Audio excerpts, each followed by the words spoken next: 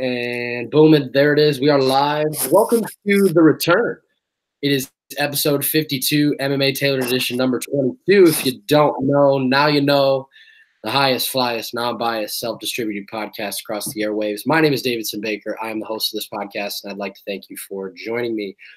If you're looking at this right now through the YouTube spectrum, it is a little bit facelifty. Yeah, I got some new stuff for Christmas. I've been waiting to break in, but I cannot just dwell on myself. I am joined last minute by the man that gave me the opportunity to join a team, but also co-founder editor MMA Takeover, contributor at FanSided and Sherdog.com. My man Keith Shillan. What is up, bro?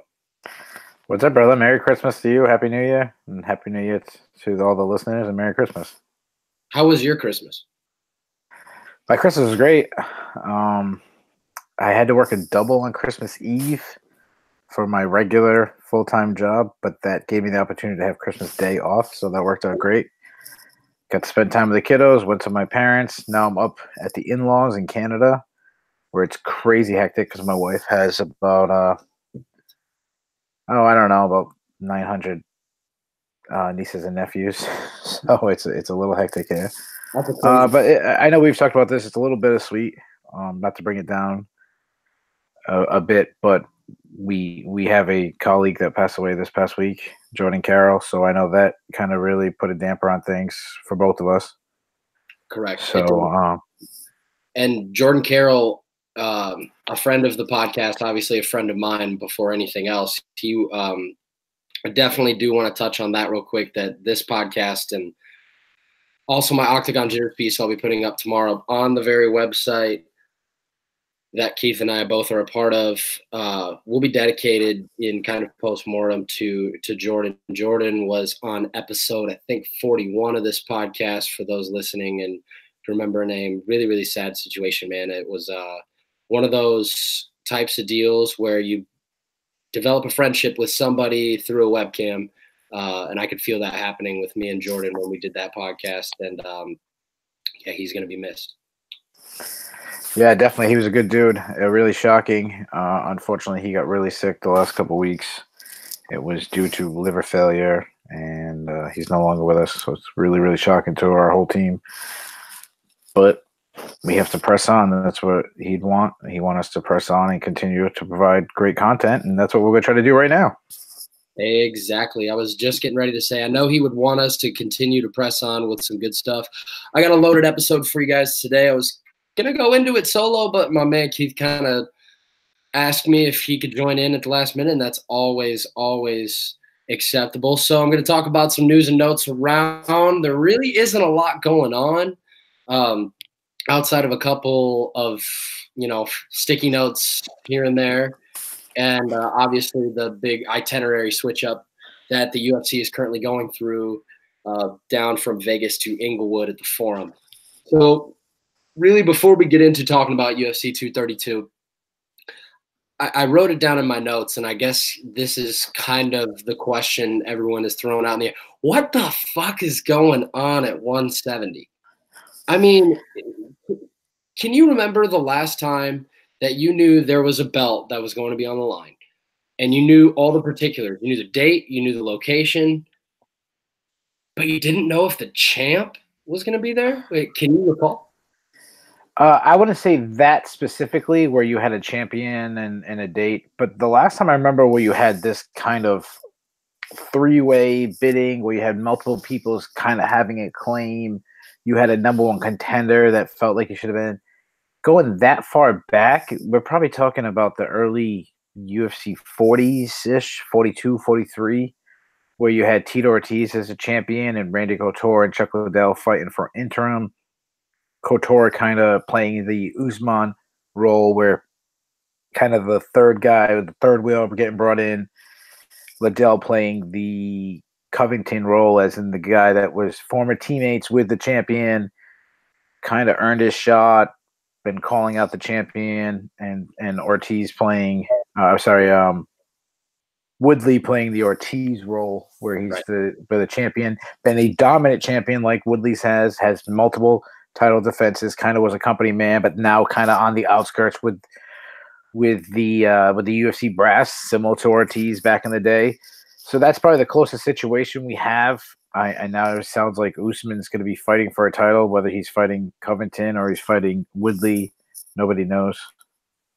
And what road do you think Tyron Woodley could kind of go down next if his next fight is not a fight where he'll be defending his UFC 170-pound title? I mean, what else makes sense? And throw all the contractual obligations and everything out of the way. Throw any type of narrative that carries he is under contract out the window.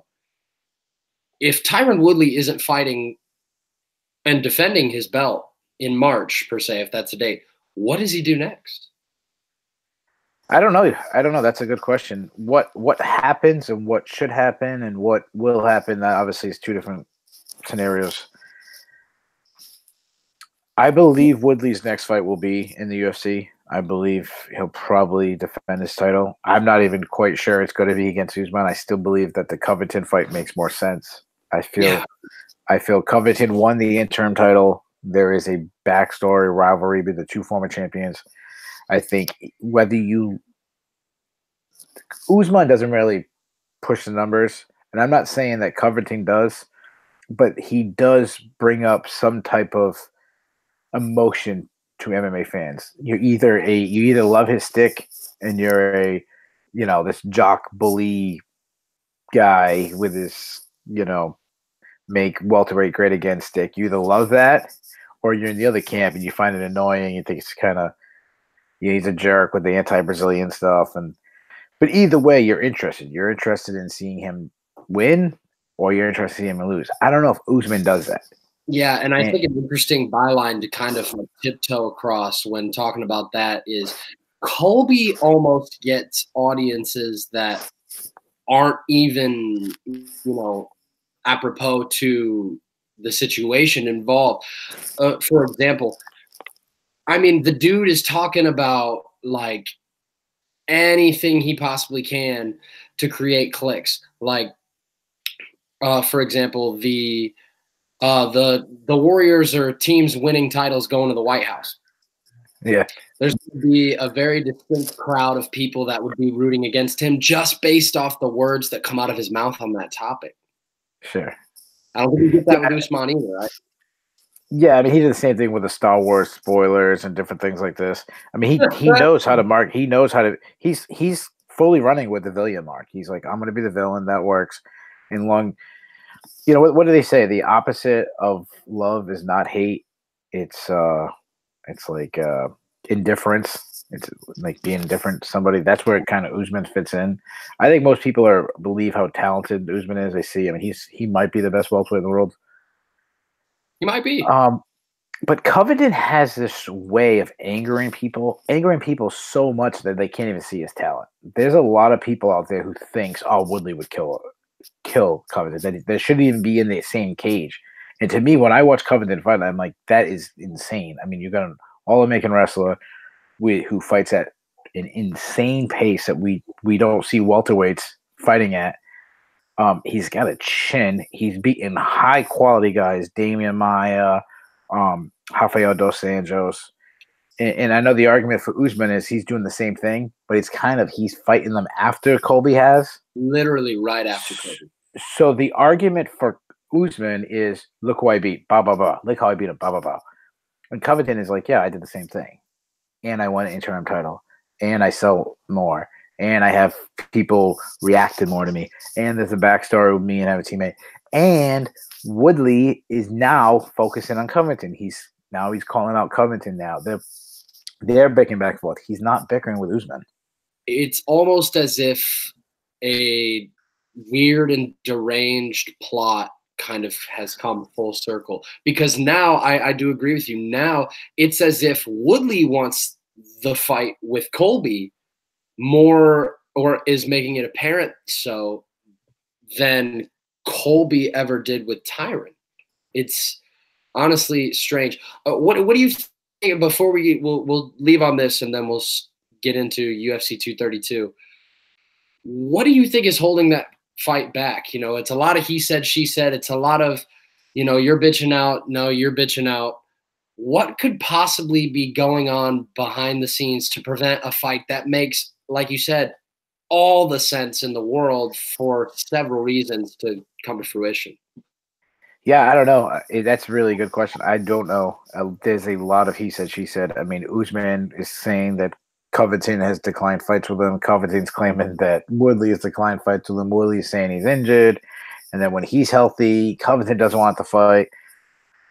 I haven't heard anybody say that Usman doesn't want to fight. So that's out there. But now you heard an interview recently with Usman saying he's a little banged up. He's going to need some time off. So that's why it's really strange. Is he going to be ready for March? I know Woodley's hurt again.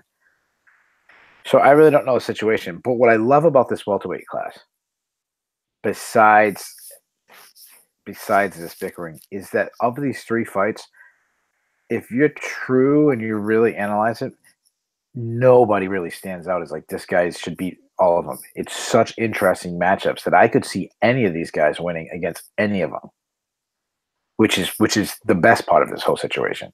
Whether whatever fight we finally get put together, it's going to be a very good stylistic matchup where either guy can win. That's the best part of this.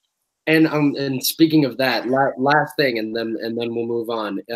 If you were given the choice without any background story, if everyone's slate was wiped clean, and you look at it stylistically, Woodley Colby, Woodley Usman, Colby Usman, which of those 3 matchups is the most appealing to you as a fan? Okay, so that's 2-part question to that. You have a lot in there that we have to dissect. Right. So the first thing. So say I've never watched. Oh, sorry. No, say I've never been on Twitter. I've never listened to an interview with any of them. I just watched them fight. When the fights end, that you cut it off. I never heard some post fight. I would have really liked to see Colby and Usman because they fight very similar. They're both pressure fighters. They both fight at a very high pace. I would like to see whose style. They both want to be the guys going forward. They both want to be the guy that's winning off of volume. They're both powerful wrestlers. I think that'd be a very interesting stylistic matchup. I agree. If I had the choice of the 3, that would be my choice, literally for that exact reason. Something's got to give. When you have these fights where something has to give, that's what becomes, you know. But that is actually not my pick. What is? So I'm saying that's if I knew nothing. Knowing the backstories, hearing the trash talk, I want to see Woodley and Covington. That's the fight I want to see. I want to see, Covington saying he got the better in practice. Woodley's laughing at it, saying he's not. So many MMA fans are writing Covington off, thinking Woodley would smash him. You'd have Woodley powerful striking, strong takedown defense versus Covington fighting at a high pace, strong wrestling. And Woodley has slowed down in fights, and Covington has picked it up, so that'd be very interesting. But Colby is getting hit by a lot of shots. Even in fights that he's won, he's taken a lot of damage. How could he take the damage of a powerful striker like Woodley, who's knocked out Robbie Lawler, floored Stephen Thompson, guys like that? So that's the fight I'd want to see. I'd want to see that's the one. If the UFC gets it, I want to see Woodley versus Covington. Gotcha. Well, that should be hovering around the UFC 235 range. And man, that card's looking real nice and juicy. It looks to be that we're going to have some sort of welterweight title fight there. Also get Zabit, Jeremy Stevens, Holly Holm, Aspen Ladd. That's a good fight. Holly Holm, Aspen Ladd, that's a good fight. That's already a great card. They're 4 or 5 fights into making that card, and that's already a really damn good card. And I wouldn't even count seeing a DC title fight on there. Yeah, I agree. Against a big star, against a very big star. You say you wouldn't count on it, or you would? I wouldn't count it out. I still think there's a possibility of Daniel Cormier defending the belt against let's say, former heavyweight champion. Former heavyweight champion and Universal Royal Rumble champion. Yeah, SummerSlam champion or something, yeah. Right. No, I've thought and had in mind that would definitely be the date because, Cormier's thrown that out there and has had, time and time again has had instances where he's let us know that 40 years old and he's done. That's the last fight card that makes sense before that hypothetical expiration date. Without further ado, speaking of Daniel Cormier, the double champ no longer comes Saturday night, without his own fault, though. His light heavyweight title will be on the line in Vegas. Oh, I mean, the Forum. I like what you did there. The Forum. So I'm at work, right? And you see how I interact in our staff group chat whenever I'm at work. I'll like kind of hop in and be like, whoa, what just happened? Because I mean, I don't know, dude. These people need their ranch and blue cheese like that. So you got whatever. But whenever I'm like 2 hours behind when I find this out the other night when all the shit's hitting the fan. And at first I thought they pushed it back a week. Then I was like kind of gathering information and looking around everywhere. And I'm like, okay, they're moving it to LA. How the hell can they do that? Why the hell can they do that? Picogram. What was going through your mind when you saw all of it? It was it's kind of like an unparalleled sequence of events that has not happened in this sport. Yeah, so I was at a Christmas party, and I turned my phone off. Not phone off. I just had it off. It was a loud party. My best friend was in town. I haven't seen him in like 4 years, so it was really exciting. We were just having a good time. I was drinking a lot. Right. And then I got a call from Jason, who's on our team, who told me the Jordan news. Yep. So when I actually saw the news about John Jones, it was in the chat, and I was kind of scrolling through, looking to see what guys said about the Jordan situation. So I have such a different take because at that point, I didn't care about John Jones, what was going on. I was caring about a much more important situation. As the days, then I went to Christmas Eve. I was working a double Christmas Day, trying to focus on family. So it really wasn't until about yesterday where I really started dissecting what's going on in the situation, how insane it is. And it's at that point with John Jones, and I'm not talking about the guilt or the innocence and all that, but just the type of outside situation that's going on. Nothing shocks me with John Jones anymore. I mean, it's unless I get struck with electricity, nothing shocks me. I mean, it's with John Jones, you don't know. I mean, we are right now, it's Thursday. We are 2 days away to his fight in California. If he missed weight tomorrow, that wouldn't surprise me. If he gets arrested, that wouldn't surprise me. Who knows? I mean, imagine they changed the whole card, moving guys around. I mean, this is Dothan, Alabama all over again. So, man, yeah, no, totally. And I could foresee some sort of situation. Like, remember, ironically enough, now that we're on the last card of the year, very first card of the year, when Zach Cummings was supposed to fight Thiago Alves, he didn't make it to the scale because he slipped and fell and hit his head on the bathtub. I could see some sort of like. That's totally gonna happen. Yeah, or it's gonna be some kind of disaster. We're traveling from Vegas to California, set off people's weight. Now people are gonna be missing weight, or there's gonna be some kind of weird thing where they forgot to get this medical test in California. Or something weird probably is gonna happen. Who knows? I hope not. But man, I'm very, very interested in these weigh-in results tomorrow at a higher level than I normally am. For all of that reason, you got to think it's not even noon over there local time right now. They're probably going to be boarding that charter here at some point today. I know Gustafsson is already in LA, and a couple of other fighters that didn't want it to deter the cut. Which, like, I mean, the drive to Vegas from Vegas to LA can't be terrible. What do you think it is? Like 2 3 hours? No, I don't think the drive. I don't know. I'm not a West Coast guy. I'm an East Coast guy. I don't think it's that far. I think it's like 2.5, 3 hours. I think a flight is very short. I think a flight is less than an hour. Yeah, 45 minutes. 45 minutes. Yeah. The one thing I kept thinking about during this week. These end of the year cards are always in a tough situation. They always try to make a bang, and they get that from the the old Pride days where they'd have the New Year's Eve card. That was always a big deal. They'd always stack the biggest card. Ryzen's still doing that. PFL set up their championships be on New Year's Eve. They did one last year on New Year's Eve, or was it 2 years ago? They did on New Year's Eve. So they've been trying to do this, and UFC's kind of following it, and they've been stacking cards. I mean, Ronda Rousey and Amanda Nunes was last year. Oh, sorry, 2 years ago, end of the year card, and they're trying to do it. But I feel like when you're at the end of the year, you lose a lot of promotion because people focus on the holidays, focus on New Year's, trying to get situation. And then all of a sudden you get this big card. And I felt like this card wasn't really getting a lot of promotion.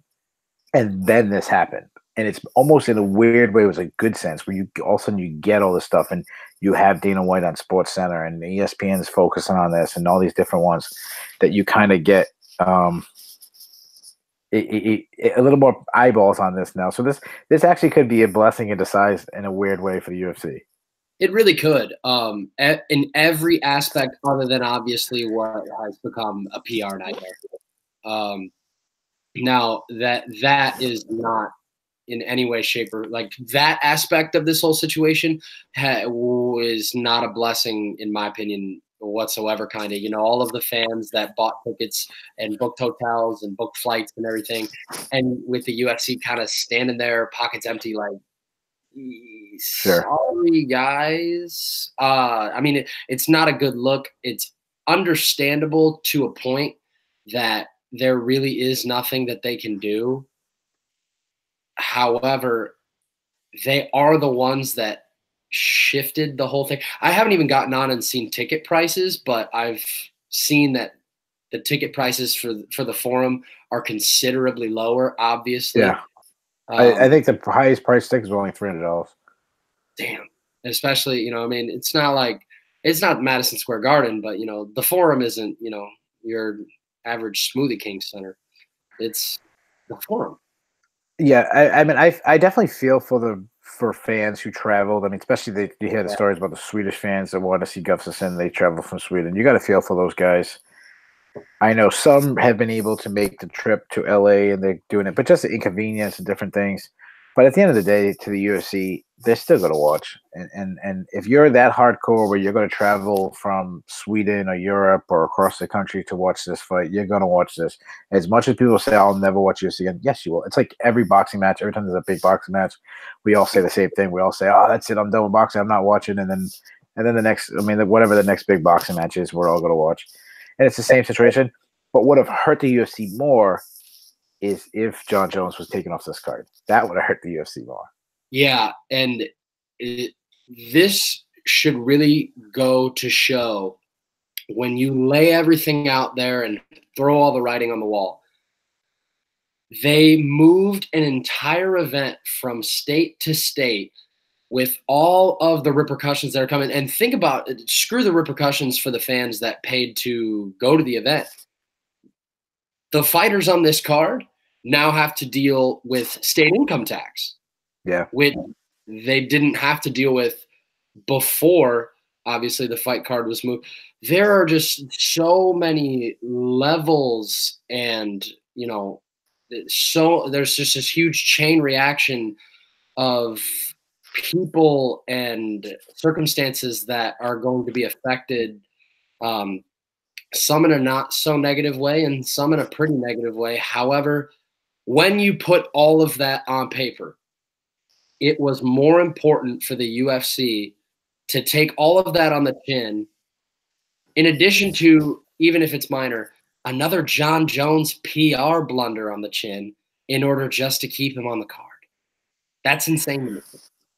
Yeah, because at the end of the day, it's not insane to me, but it's insane to me. Sure. If that makes sense. Sure. At the end of the day, we're still going to watch. As much as people say they're mad about steroids, I said they're still going to watch. And Absolutely. To the fighters, I totally agree with you. They got screwed. I mean, you guys, you got your Brian Kelleher's and the lower card guys that now they may. I mean, these are guys. Some of these guys have other jobs that they can't go full time because they're not making enough money to sustain it. They're fighting 3 times a year, getting 3 paychecks, and not getting endorsement. The Reebok deal kills them, stuff like that.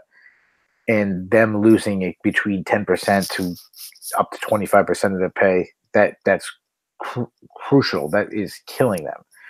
Now, the ones that it doesn't hurt as bad is the top four. The Gustafsson, obviously John Jones, Gustafsson, Amanda Nunes, and Cris Cyborg. Because I'm assuming all of them are getting some kind of points on the pay-per-view, and having John Jones on the pay-per-view is gonna keep the views higher than if they wouldn't. What? I mean, and even Cyborg too. Cyborg, I mean, then the proof is in the numbers. Cyborg has kind of turned into not like a John Jones-esque draw, but she draws. Yeah, but she doesn't draw what she would have. Being a co-main event of this is better for her than if she headlined herself. Oh, I mean, yeah, of course. What I'm saying is that's a little bit of added power right there. Screw the fact that it's just Cyborg. This is the most important, and we'll get into the nitty gritty of it. It's the most important women's mixed martial arts bout ever. Yeah, I agree.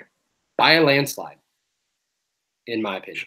So, without further ado, let's get on to it. It is the main event breakdown. So, obviously, a lot to digest and a lot to divulge with a rematch as pivotal as this one. However, I want to get one point across very quickly. The first fight is irrelevant. Now, when you look at it on paper, it does say 5 years ago, John Jones winner via unanimous decision. So maybe it's not totally irrelevant. However, if you look at the fight 5 years ago and you look at everything surrounding this fight now, everything is polar opposite. The odds, man, I mean, Jones was hovering around minus 900 going into the first fight. Jones at minus 250. John Jones 4-0. Since that fight, Gustafsson even lost back-to-back fights. Sure. Whenever he lost to Rumble in DC. However, one thing is universally intact with these two going into this one. They're both coming off layoffs of approximately a year and a half, and Gustafsson's was longer. Sure.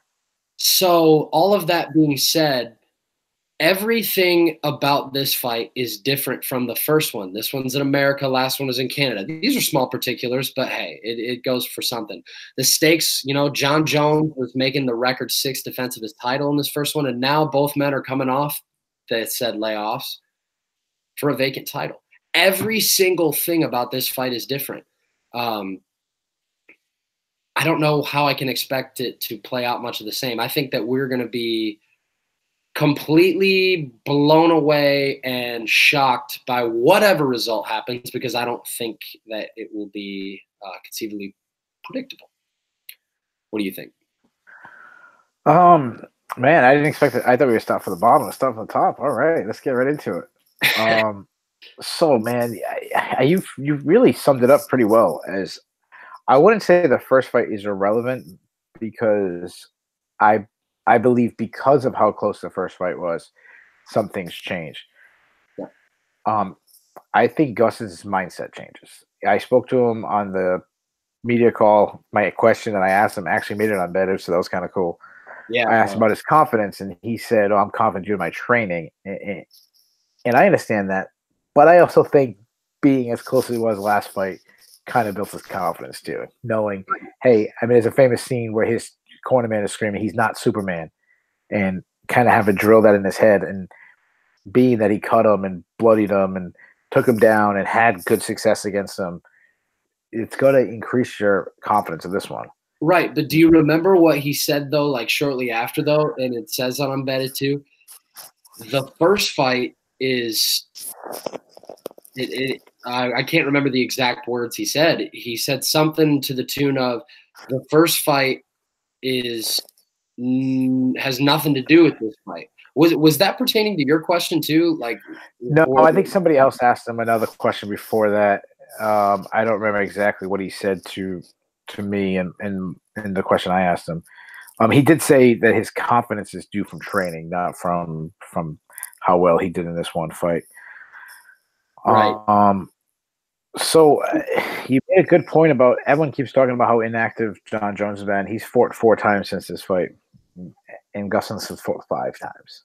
So I mean, so that there's been steps where Gustafsson could have made up ground, getting more cage time, looking improved. I mean, getting knocked out by Anthony Johnson, going to a war with Daniel Cormier. I don't think that really helps him here. No, I agree. However, what I was going to kind of conclude with the layoff point was how I know, well, or how I'm guessing that this fight is going to be so off the walls, bonkers, unpredictable, is that not only are these guys coming off of layoffs to the length that they are coming off of, you could make very comprehensive arguments that both Jones and Gustafsson are coming off of layoffs on the heels of performances where they've never looked better. Sure. I mean, you could argue it probably a little bit better when you talk about Jones, because there's obviously so much sample size in terms of John Jones looking good inside the octagon. However, one thing I am damn sure is I have never seen an Alexander Gustafsson that looked as good as he did against Glover. Yeah, no, I agree. I was actually going to make that point. The only difference is John Jones was doing against Daniel Cormier, who arguably is the best pound-for-pound fighter in the world right now. Gustafsson's been doing against a faded, sharp-worn Glover Teixeira. That said, Gustafsson's boxing has always been his key. Man. Jones pointed that out in previous interviews. He talked about the first time he fought him, how, hey, he kept hearing about his boxing. He ignored. He's like, hey, Rampage had good boxing, and Lyoto Machida had good boxing. And he kind of looked past him. Man, this fight, it's hard to pick because of their styles, but I have to lean towards Jones because I believe the sentiments that he was looking past Gustafsson. I believe that. I mean, some people won't, but I do. I believe he was buying into his own hype. He did go to the cage wearing a shirt that said something like "not quite human" or something like that, and you hear these stories about him undertraining, and I mean, you still hear these stories still today that he took a whole year off away from the gym. I don't like that idea, but while he was suspended, he wasn't training. Obviously, Gustafsson's length is something that Jones is going to have to deal with because he's always had a huge length advantage on everybody. He doesn't have that here. But the funny thing is, everyone always talks about Jones's length, but he never fights long. He actually fights better in the pocket. That's such a good point. I'm glad you say that. He had such a huge length advantage against Rashad Evans. And he beat up Rashad Evans right in the pocket with standing and elbows. And Jones uses his legs long, but he hardly ever uses his hands long. I mean, you think about the Glover Teixeira fight, he went right in the pocket. He had huge length advantage against Daniel Cormier, and especially the first fight he beat up Cormier in the clinch, in that short range boxing era. And I think that's what Jones is going to do here. I think he's going to close the distance. I think it's going to be a lot more close impact. Even when Jones hurt Gustafsson in the first fight, it was from close range, a spinning elbow that wasn't close. I think you're going to see more wrestling. Fight too. I'm sorry, what? It was also late in the fight too, after he had multiple rounds of difficulty with exactly what you're talking about. I thought that was what stood out to me when I went back and watched the first fight was gauging distance and how effective John Jones was at distance, because for the first couple of rounds he wasn't. No, well, I don't know how many people have rewatched that fight. Yeah. If you rewatch that fight with the sound off, it is not as close. It's a close fight, but it is not as close as Joe Rogan specifically made that fight sound like. I believe if you had to play a drinking game and you had to take a shot every time he said Gustafsson on that call, how quick would it take for you to die? Die probably 3 minutes into the fight. Dude. He overreacted every single punch that Gustafsson landed compared to Jones. And this happens. We've had these conversations in the past many times where a guy is such a huge favorite that they actually almost go in at a disadvantage in a fight because people expect so-and-so to win big, and then you have close rounds, and they automatically kind of give it to the underdog because no one expected that. And that's not how it should be. I believe if you had many people watch those fights with no sound off and didn't know anything about the two fighters, I think there'd be a lot of scorecards. And even with the unbiased, I'm sorry, with the bias commentary, Jones still, I believe on MMA Decision, it was like 14 out of 15 scores still gave for Jones. I mean, it got to the point where I'd watch every HBO fight, like every fight on I would watch every single boxing event on HBO on mute because I could not take Lampley and Sugar Ray Leonard. You know, God forbid if Canelo Alvarez was ever knocked out by Triple G, like knocked out flush, I think that I don't know what they would say because commentary like that in fights is really off-putting, especially whenever you're going back and watching a fight you particularly may have never seen before. Mm-hmm. If you're getting into the sport, and I agree. Yeah, Rogan sold that one kind of like the same way he tried to sell Iaquinta against Khabib, with obviously Iaquinta having a lot less success than Gustafsson. Sure. That's a great example. I keep hearing everyone, especially after Iaquinta just beat Kevin Lee, you keep hearing all these people talking about how great Iaquinta looked against Khabib, and I'm like, Khabib 50, like, what was it, like 50-43 on one scorecard or something like that. Yeah, I mean, it was a one-sided. Now, obviously, that's not the best example because Iaquinta took the fight on a day's notice and this and that. But I see. God, my bad. I think Jones can win at all ranges where Gustafsson can only win at one range. I believe Jones has just more weapons in the arsenal. He obviously has the advantage in the wrestling, even though there was not much wrestling on both sides. That's the other thing. Gustafsson gets a takedown with Jones is on the mat for like a second and a half, and everyone loses their mind. While Jones gets a takedown in the fifth round, holds him down from probably 25 seconds. No one even bats their eye. I think he can win in a wrestling battle. I think he can win in a clinch. I still think he can win at range, where Gustafsson can only really win at range with his hands. Yep. Obviously, I think he can land a good shot, but Jones has a legendary chin. He's never been hurt in a fight, not a single fight. The only time he's ever really been in trouble was whenever he was caught in the armbar in the Vitor fight. The armbar, yeah, Vitor, yeah. I mean, I think the best punch he ever got landed on was a punch by Lyoto Machida that he wasn't even wobbled. So I think until he loses, you got to take Jones. I actually expect a lot more wrestling from Jones in this one. I think he's going to be inside. I think he's going to clinch him, get some takedowns. Obviously Gustafsson has. I can't hear you. What? That's a recipe for success. What do you think? Yeah, I mean, obviously Gustafsson has greatly improved his takedown defense since the Phil Davis fight, and he obviously showed great takedown defense in the first Jones fight.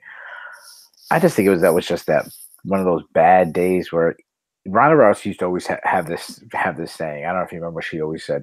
She always says, "I don't train to be the best. I train to be the best on my worst day." And I feel like watching this Jones Gustafsson fight, that's what you got from Jones. On his worst day, he was still the best. You ever hear the quote that John Jones had where he said that whenever he walked out of the tunnel, he said to himself, "Oh my God, I'm going to lose my belt." Yeah, he said that. Yeah, he was starting to second guess himself. I mean, it's just insane. And so insane. Yeah, so I'm going to take Jones, and I actually think Jones might stop him this time, especially if he gets multiple takedowns, starts wearing out. I thought Gustafsson's really faded in the last 2 rounds. Jones has – it's something I can't believe people don't talk about this. Jones has some of the most, brutal ground and pound in history. I mean, you see what he did to Brandon Vera, Ryan Bader, Chael Sonnen. Matt Hamill. Matt Hamill. So I think he'll eventually get some takedowns in this fight. I think it's going to look a lot different than the last one. Get some takedowns, and I actually think Jones is going to finish him late. I think he's going to get like a 4th or 5th round TKO stoppage. I do too. I have it in the 3rd. However, you want to save the picks. Oh, sorry. Don't apologize. Don't apologize. It is common, tradition that I kind of like to do. Okay, sorry. All right, rewind it. I didn't say that. You are totally fine. On that note, the co-main event of the evening. Very rarely, and when I say very rarely, I mean never has this ever happened and never will happen again. Will you get the single most important fight in the history of a gender, being the women, not headlining an event? Now, the timeline of this fight is a little bit tumultuous. They wanted to do it for UFC 228. Nunes was still kind of coming back, nursing. I think it was a hand. Was it a hand or was it an ankle? I don't know. She somehow injured something, beating Raquel Pennington into a pulp in May. That delayed it a little bit. And when she said she might be ready to be fully healthy, she said, I want a full camp if I'm training for Cyborg. Don't blame her. And now here we are. When the fight was first announced, I thought it was interesting whenever Karen Bryant, the people at Fox, were like, oh, blah, blah, blah, Cyborg Nunes, or UFC 232, but had to make the point to throw in there that this is, they said on the Fox broadcast, this is not the card's main event. And that's when you were like, okay. Yeah.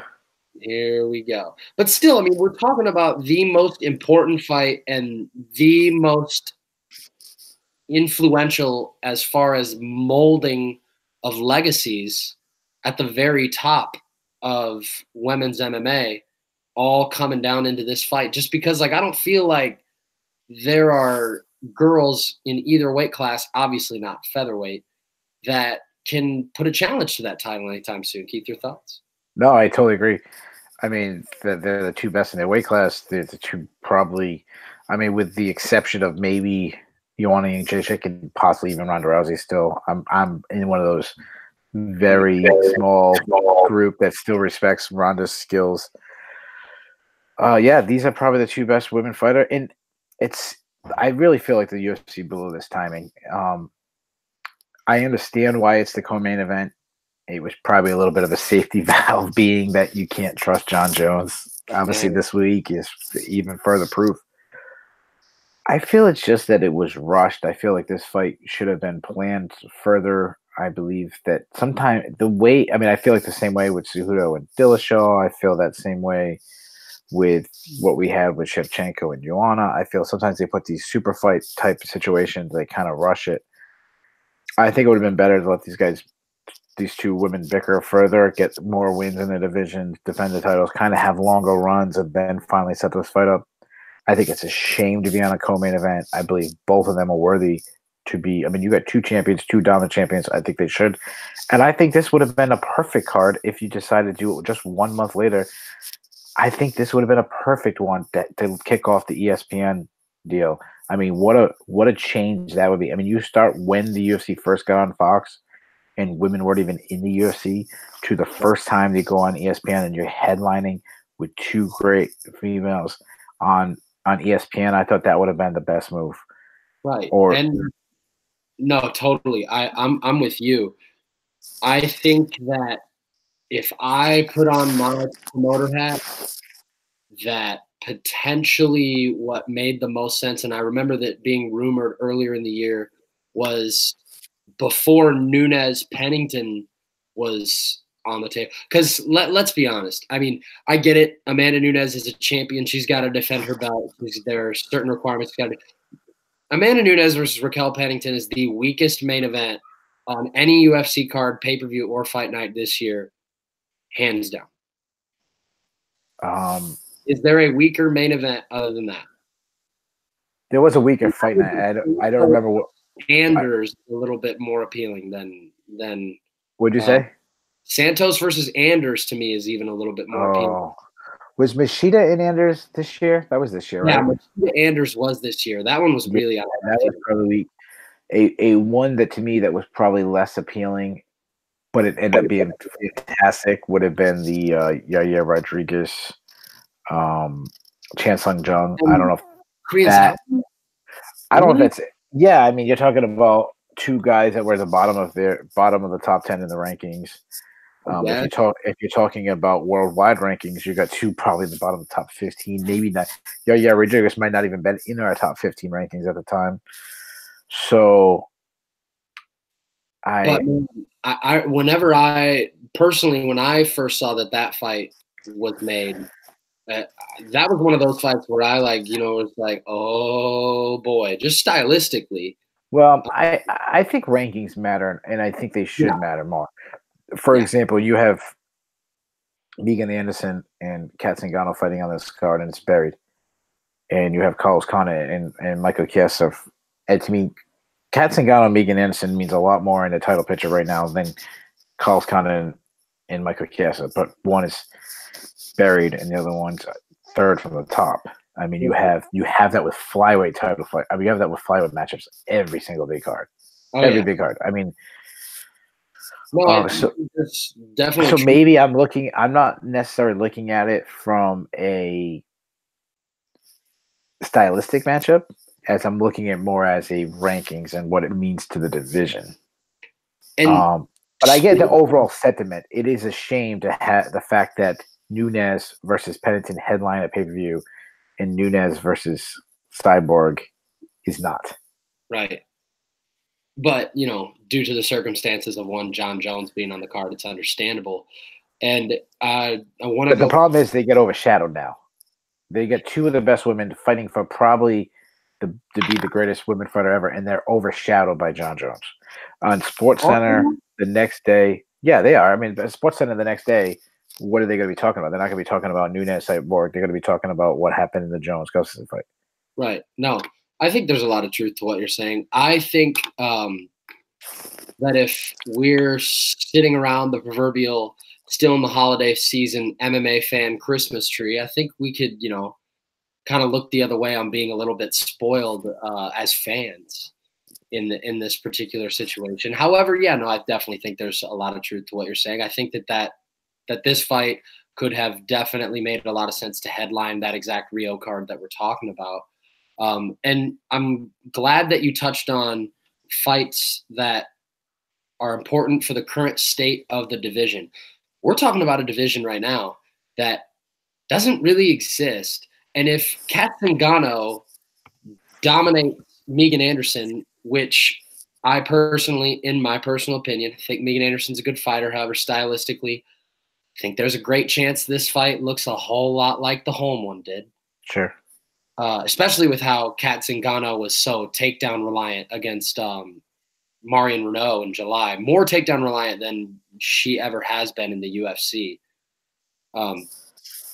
You would think that if one were smart, you would tell Kat to repeat the same strategy. However, all of that being said, if Kat Zingano turns away the only true 145er on the roster, point where she's 0-2, and Cyborg takes care of Nunes easily, I mean, what else is there? You have a girl, obviously, who's not ready, but a girl coming up in Invicta, just crowned Invicta featherweight champion, Felicia Spencer, who I think any day now could get called up to the UFC, and I wouldn't bat an eye. But she's not ready for a Cyborg fight. I don't even think Kat Zingano is really in the space of being ready for that type of a challenge. No, so that's the situation. Going back to what I was talking about before, that this fight is married because Amanda Nunes is. If this is the first time since Cyborg has been in the UFC, probably the first time since maybe Marlos Kunin fight where you actually question if Cyborg could win, and obviously Cyborg is still the fairly decent sized favorite, but there's people who are backing him in it. No one backed Tanya Evinger. Nobody backed, for the most part, no one backed Holly Holm. Nobody backed Yana Kunitskaya, and go on and on and on and on. This is the first time Cyborg has faced a true test. And that's why I think it's a shame. That's why I think it's like, wow, man, like we finally get to really understand how good Cyborg is or how good she isn't. Right. And it's not even headlining. It's co-main, and obviously it's a big one, so it's not like it's this is not underneath Whitaker versus Gastelum. It's not underneath it's a smaller fight like that. I mean, this is a major one with Jones and Gustafsson. I feel like it's a shame because of how excited I am for this fight, and we should be excited. They should be getting the top spot. They should have their faces should be on the big billboards in Vegas and New York City and different places, and it's not, and it's a shame. Wait, Keith, do you hear that? Keith, you betrayed me. Oh God, I love her. I love her. I almost mentioned her, except for that pretty much everyone. It's funny when you said the biggest fight. It's funny that when you said the biggest fight in women's history, I almost said I don't know if it was. I don't know. Cyborg and Gina Carano probably had more press into it and more recognition.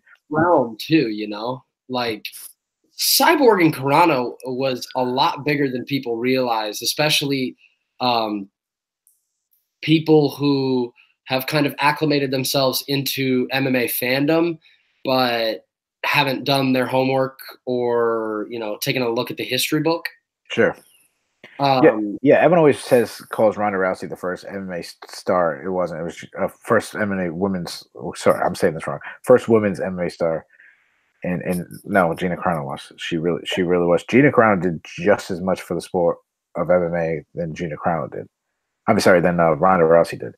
And she just texted you right now too. Yeah, I wish. But the difference between what we were talking about between the Amanda Nunes and the Cyborg fight, if you go back and you saw Cris Cyborg, you knew Cris Cyborg was going to beat Gina Carano. 100%. This is not the case now. While I expect most people to pick Cyborg, when you submit that pick, you're not as confident as you have been in the past. Of course not. Not nearly, not even close. Especially with the recent history that Cyborg's had, in particular, the Yana Kunitskaya, human sacrifice kind of thing. Sure. And Yana Kunitskaya has a bright future at 135, but it is just short notice, no training camps. Cyborg, there were 0 pillars of success set up for her in that matchup. And then before that, Holly, I guess, but what is the thinking about that brings me to this question. What if you were in a video game and you entered create your fighter mode? How do you build the prototype in women's MMA? Size, attributes. What is the prototype blueprint to beat Cyborg? I wish I knew. If I was, I'd be coaching. I don't know. She is so good. She obviously is stronger than everybody. One thing that she does, everyone always talks about her power. She is fast and she is accurate. She doesn't get enough credit for how accurate she is, and her ground game is tremendous. Though she never shows it. This is a girl who competed in Abu Dhabi. Her ground and pound is vicious. She has a thing about her that not many women have. And I don't mean this to sound sexist, but it might come off that way. She has a killer instinct. Yeah. Aspen Ladd has a killer instinct. I think Joanna Jacek. Molly McCann, not that she's that great, but she has one. You got to have this where you take it almost personal. When you go in the cage, it's personal. Do you think that Joanna Jacek has been missing that killer instinct in her last few fights? Because that's a good thing to kind of point to Joanna Jacek on that title run. If you're looking at pointing out what is a killer instinct in women's MMA, when she was the Jessica Penne fight, that was a killer instinct. The Kala Esparza, I thought, was a really good one. Oh, dude, yes. Where she went to punish them. It's almost. I talked to Aspen Ladd once, and she described it, and she has this she's the nicest girl. She has a super sweet voice, super kind of a little high pitched, almost little teenage girl. Right. But when she gets in the cage, her face changes, and I said, "What are you thinking?" And she's like, "This person wants to take my livelihood," and it becomes personal. It's never personal until she gets in the cage. Now it's personal. And I feel, well, Cyborg, you know, is the nicest lady outside. You see the charity event she does. You always see these wonderful things she's doing. But she is a fighter through and through. She doesn't do this because she's good at it. She does it because she's a fighter. She was made to do this. Yeah, man, I agree with you 100%. And yeah, and I think Amanda Nunes has it a little bit, not to the extent that Cyborg does. No, definitely. I think Amanda Nunes has kind of demonstrated that killer instinct in the past. Like the Ronda fight, I think everything that had happened and had built up, and you know, all of the kind of impartial. What are the words I'm looking for? It was a little bit impartial on the UFC's part to allow what kind of went on behind the scenes promotionally and you know, kind of business wise with how they let kind of Ronda like wave around, do whatever. Sure, special treatment. And Amanda Nunes just came out in that one, and you know, obviously the rest was history that we all know. But yes, I do think the killer instinct in the women's game is very important. However, a couple of guys that also have that killer instinct, maybe, you know, particularly one when you think about it, and this is where we'll kind of start to, you know, trickle down the rest of the card. We're not giving our prediction. We're not going to give predictions on these. Yeah, no. Okay. Yeah. Okay. Want to kind of highlight the card a little bit, and then I go back and make predictions at the end. Okay. Sorry. Condit and Chiesa, you brought it up earlier as kind of like what's the point of this fight? I mean, I here's the point of this fight. Sure. Violence. Yeah. Sure. Yeah, I mean, both these guys have been in bloody battles. That's what when you think of both people, you might think of Chiesa. When I think of Chiesa, the first moment I think of is the Joe Lazon fight where he's covered in blood. Carlos Condit, it's like every fight he's covered in somebody's blood, either his or somebody else's. But it's funny because out of every fight in this card, except for one, which we'll get to, out of every fight in this card, this is the one I'm least looking forward to, because besides being entertaining, I need something. It has to mean something to me, whether it's a prospect trying to take the next step up, whether it's someone like Singano and Megan Anderson knocking on the door. To me, it's like one fighter is probably at the end of his rope. The other guy has not lived up to the potential that we expected him. Plus, they're both on 2 losing streaks. Yeah, that too. I mean, Chiesa has shown that he can't really compete at the high level, the highest level, I should say. And Carlos Condit has shown that, I mean, his better days is not hit. I mean, Carlos Condit's days as a title contender are over. Yeah, I think the placement on this card is a little bit peculiar. I think that maybe it could have been knocked down a few pegs. However, as far as face value for entertainment, I mean, it has all of the potential in the world to be an absolute fireworks show. Sure. It just really depends on which Carlos Condit is going to show up. And the Carlos Condit of late doesn't really show up. I also think that with fighters switching weight classes and that being almost kind of an epidemic right now in sports with guys, you know, getting sick of weight cuts, I actually think that Chiesa could very, very much so benefit from the move up to 170. I think it's long overdue, so we'll see what happens there. Then at light heavyweight, you got a couple of top 10 guys in a matchup that I found it pretty difficult to predict, and we'll obviously get into predictions towards the end, but a couple thoughts on Latifi and Anderson at 205 pounds? Without revealing my pick, I'm going to disagree with that, what you said about hard to predict. I actually feel like this is one of the easier ones to predict. I'm very confident in one of the fighters. Yeah. I think this is a great stylistic matchup. I do believe that Anderson is going to have – I think he has a slight wrestling advantage. I don't believe – Really? Over the a slight wrestling advantage because he uses it more. Latifi doesn't really shoot. He more likes to get in the clinch. Anderson has not really ever been out-wrestled. I mean, you saw what he did when he had like 20 takedowns in his last fight, something insane. Yeah. So I give him, but I know why you reacted that you were surprised because Latifi's a good wrestler. Obviously Latifi's gonna have Latif. I'm sorry, what? Wasn't he on the Swedish Olympic team? No. It was his brother. Was really? Yeah, no, it wasn't him.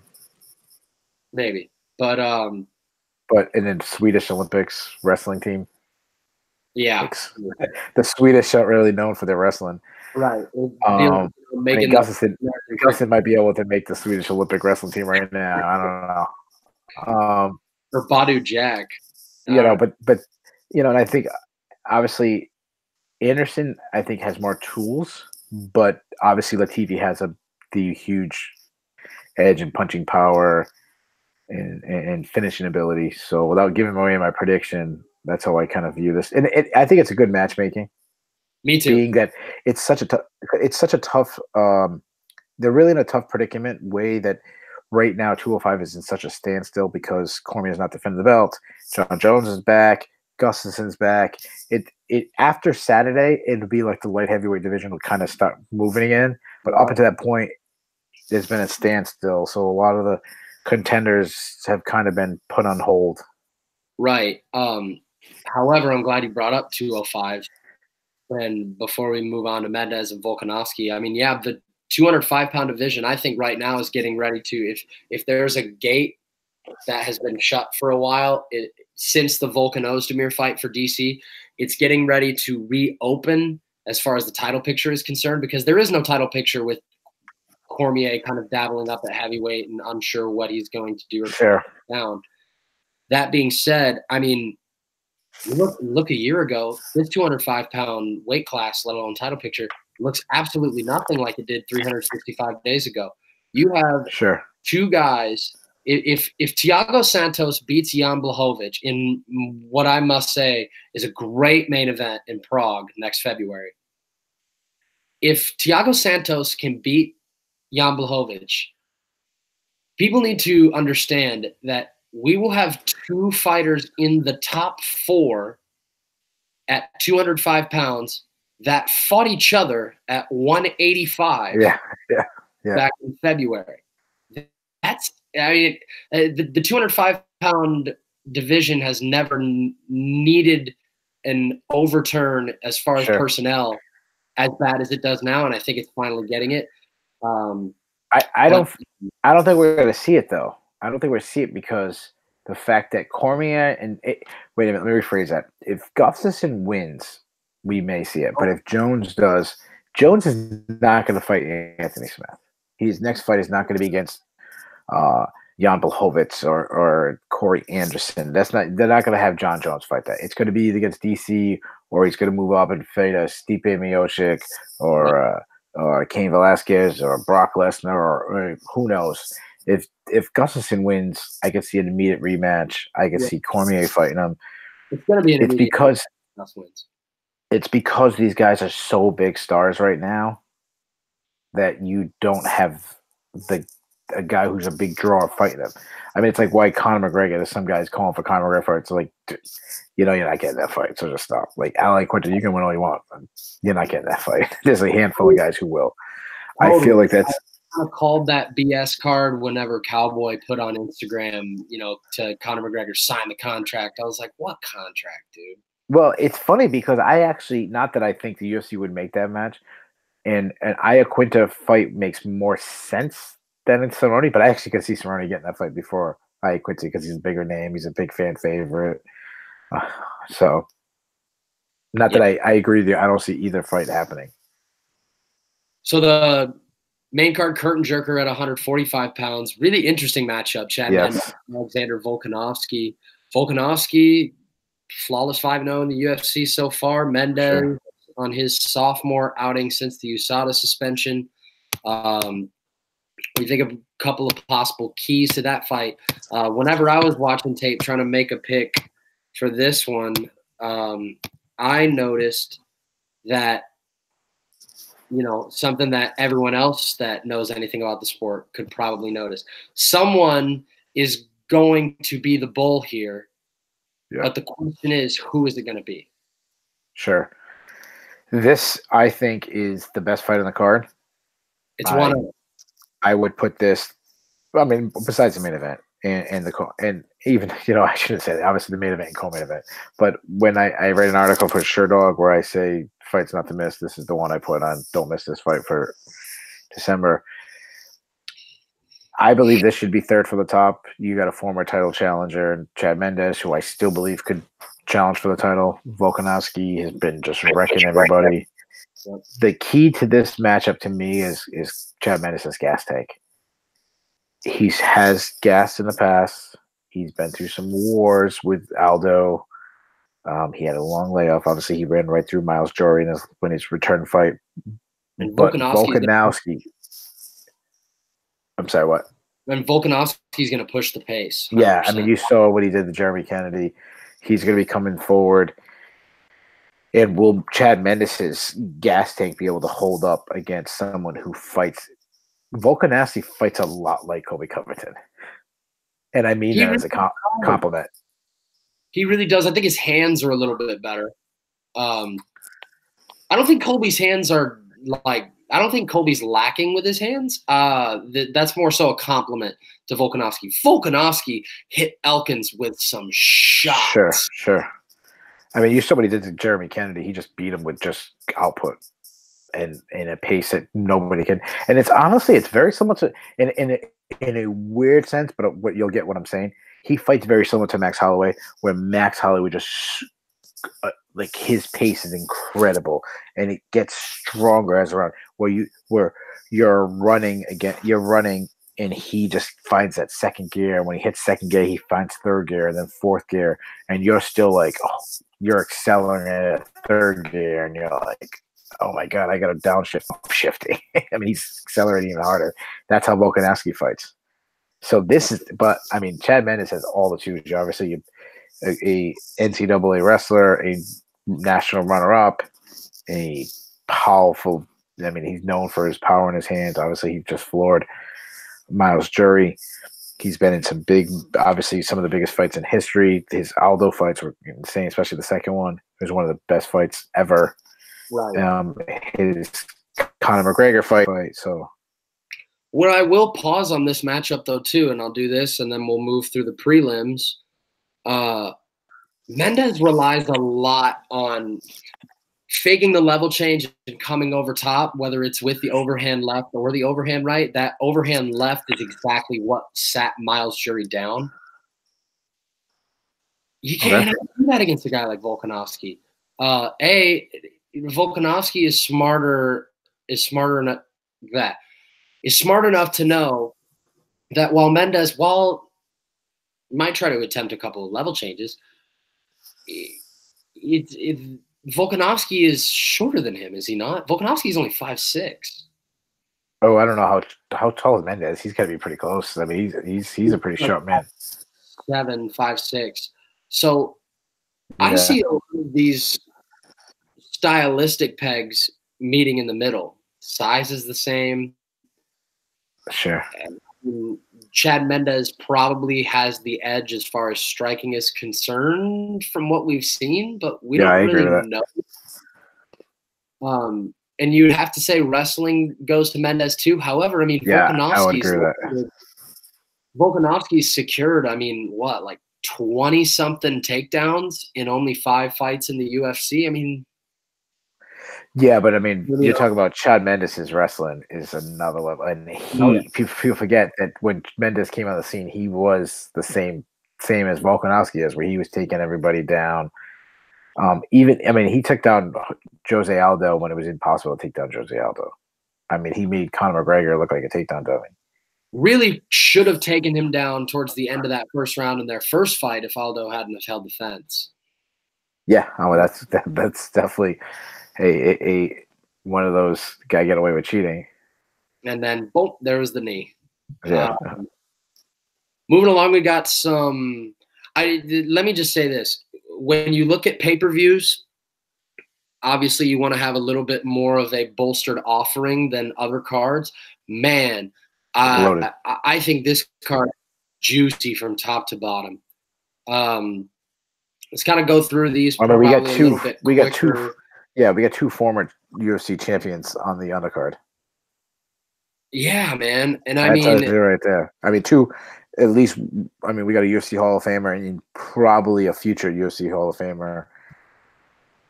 Absolutely, that tells you how loaded. Good prospects. We have former title contenders, regional champions. I know there's some prospects that both me and you are both big on. This is a good one. This is a really good. Yeah, man, and you got obviously BJ Penn, former lightweight welterweight champion, Kat Zingano, former 135-pound title challenger, Petr Yan, former ACB bantamweight champion. That's a fight I can't wait to sink my teeth into. Douglas Silva de Andrade and Petr Yan. Petr Yan is the second biggest favorite on the card, behind Ryan Hall. I think that is more so. Ryan Hall is a minus 515 favorite because of BJ Penn, if we're going to be honest. Look, of course. Petr Yan is a 3-1 favorite because that guy. I mean, there's no way Douglas Silva de Andrade could get hit with the same type of shit that Yin Soo Son was getting hit with and just be able to stand it. Sure. No. I mean, this kid, Petr Yan, I'm so high on Petr Yan. Really, I've been saying it for a long time. I think bantamweight has every bit of potential to be the best weight class in the UFC in 2 or 3 years. I think it's right up there already. Yeah, no, it definitely is. I think right now, lightweight and welterweight. Well, yeah, those are the two I'd agree. I'm telling you though, man, give it and women's featherweight. You say women's featherweight? Yeah, I mean, that's got to be up there, right? Oh, man. I mean, how could I forget? Women's bantamweight, right? Women's bantamweight, where they have like 3 fighters that are even close to a title shot. And while I've done Octagon Jitters this whole year, I've noticed a ton of shit. The weight class that they need talent in women's wise, 135. Right. It's the only division in the UFC without a new debutant in 2018. I mean, that to me is insane because that division is new blood. Yeah, no, it's funny you mentioned that. I know we'll get way off topic, but right. The reason why that division is hurting so much is the UFC has added 2 weight classes recently, sandwiched right around them between women's flyweight and women's featherweight. You got some going up, you got some going down. So, yeah, no, I totally understand. But then featherweight is mind-boggling because you're like, hey, we need to get all this talent. They should be bringing Invicta girls up. They've been trying to bring up bantamweights. And then all of a sudden you have Macy Shashan, how do you say her name is? She wins the Ultimate Fighter at featherweight, and now she's dropping down to bantamweight. It's like, what is 135 to fight literally the only girl on the roster in that weight class that does not have a ranked number next to her name. That is how few girls are in that weight class. If you're ranked 14th or 15th at 135 as a woman in the UFC, you're the second or third worst fighter in the weight class. I know that is a terrible. Women's bantamweight is a weight class that, and it was. I mean, that was a glamour weight class not that long ago when Ronda Rousey was in it, Miesha Tate was in it. Obviously, Holly Holm, she's been bouncing back and forth, but Kat Zingano now is bouncing back and forth. Yeah, that was a glamour position. Plus, everyone's pregnant in that division right now. Juliana Pena. Yeah. Sarah McMahon. I mean, they're all going. I mean, Marion Renault, she's a good fighter, but man, she teaches the 6th or 7th. Man, she's 40-something years old. And you're telling me any of them are beating Amanda Nunes? No, thanks. No. And finally, towards the bottom of the card, I mean, seriously, I got one. I know we're off topic. What the hell? Might as well go this whole way. You're good. Tatiana Suarez fights at 115. Yeah. If Tatiana Suarez fought at 135, you're telling me she wouldn't beat half the girls on the top 10? I think I would pick her to beat everyone except Vieira, Durandamy, Holm, and that's it. Yeah. And obviously Amanda Nunes. Yeah. Yeah. So half of the top 10. Yeah. And she's 20 pounds smaller. She's 20 pounds smaller. Jeez. I mean, she's a very unique case. I mean, I thought Brendan, I never, ever, ever start sentences with, I agreed with what Brendan Schaub said here. Not that I don't like Schaub. Sure. I do listen to him from time to time. I just don't normally find myself being like, oh, shit, I really agree with what Brendan Schaub just said. However, this is one of those cases. If you and a few buddies set up a draft with a prize pool involved and said, out of the entire UFC roster, pick a fighter that's going to be UFC champion within the next 2 years in any weight class, go. Tatiana Suarez, my first pick every single time, no debate. Sure. Every time. Yeah, I'm huge on her too. So. Yeah, big time. The Fight Pass prelims, though, I mean, this 4-pack of fights is such an intriguing list. I mean, the featured Fight Pass prelim and the one before it, both, as we speak right now, sit on dead even odds. Nathaniel Wood, Andre Ewell, both even money. Uriah Hall, Lewis, both even money. Curtis Millender, Sayar Bahadurzada, that's a good fight as well. And then you got Jackson and Kelleher to start off the card, being rescheduled for UFC 230. I know you'll have your eye particularly on Wood and Ewell, right? That's a good one. I mean, it's without giving away a prediction, it's funny. Those are two prospects a lot of people like. I'm actually not high on either one of them, to be honest. Really? I think both get hit way too much, and I mean, Ewell is a terrible wrestler. Right. Even his fight against Dennis Pivar, who I don't view as a UFC caliber fighter. I mean, Pivar really landed some really clean shots on him. And Nathaniel Wood, even in his last fight against John, he was got hurt by Eduardo. He's got hurt in the regional scene. I know a lot of people are big on Wood, and I understand he couldn't crack. He got some big power. He submitted a good grappler and Johnny Eduardo.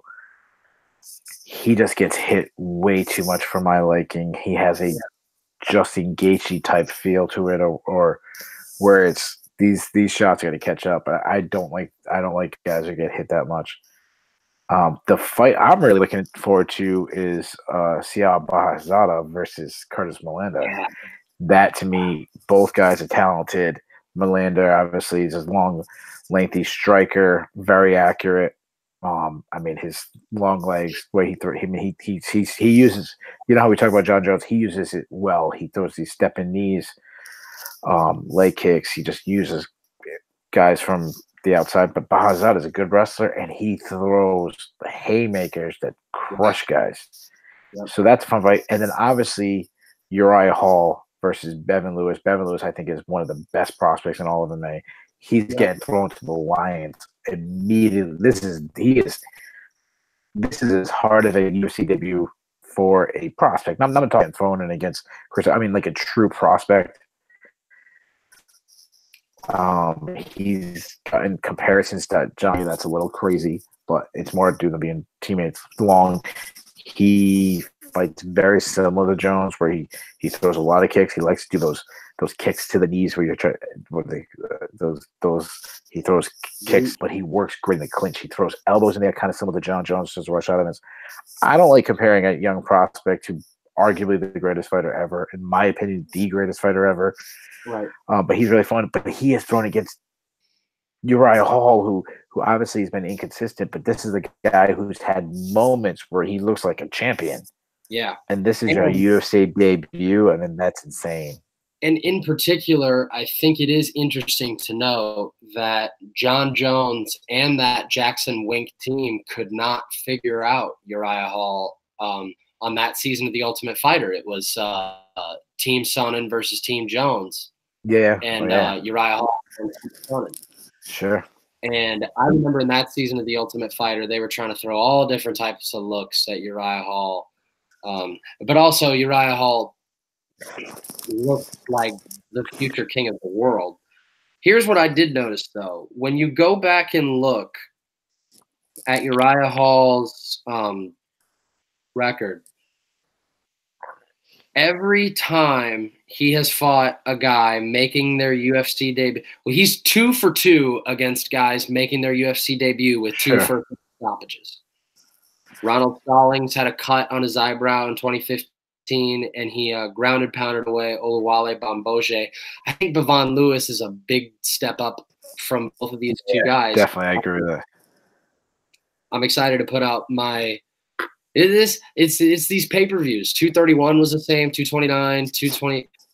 I've got these Octagon Jitter segments with just one guy making their debut. However, it's a pleasure to watch this guy on film. He was also, Bevon Lewis was kind of the first guy to get one of those like UFC developmental deals, because he's had a UFC developmental deal, if I'm not mistaken. Yeah, he did. He got the developmental deal because he didn't. I'm gonna turn the light on. I know it's getting a little dark in here. Sure. Sorry. He was on the Contender Series last summer. Yeah, he was on this first season, and then he came back for the second season. I did a lot of Contender previews for FanSided, and there was 4 or 5 guys I was very high on, saying that they, I believe, could be, ranked level UFC fighters in the near future, and Bevon Lewis is one of them. Yeah. Sadiq Yusuf was another one. T. Edwards, though he didn't look like it in his debut. Antonio Shevchenko, obviously, is one that I'm extremely high on. Mm-hmm. But yeah, Bevon Lewis, he's good. But this is a huge step up in competition for him. Big time. So without further ado, we'll start at the tip low bottom of the very bottom of the card. Okay. I'll rattle them off, and I will say my pick, and then you will follow. Sounds good? Sure. All right. Starting at the very bottom at 135 pounds, Montel Jackson and Brian Kelleher get a chance. Montel Jackson and Brian Kelleher get a chance to run it back after their fight was canceled on the day of at UFC 230. Montel Jackson coming into this one 0-1, having lost his debut to Ricky Simone back in August. Brian Kelleher coming off of a knockout loss to John Lineker in May. Kelleher 19-9. He's plus 135 as the underdog. I think that Montel Jackson will have a much smarter approach in this fight. I also think that the dimensions of his frame are going to prove to be a little bit too big of a problem for Kelleher, who is even an undersized 135er, it seems. And Montel Jackson looks like he could fight at featherweight. I mean, the dude is so long for the weight class. I'm going to go with Jackson on this one, and I think he gets it done by decision. Yeah, this is a great fight. I love this matchup. I think this is perfect for the development of Montel Jackson to fight. Kelleher's tough. I mean, that's how he wins. He's tough as nails. He can take a beating. He's crafty.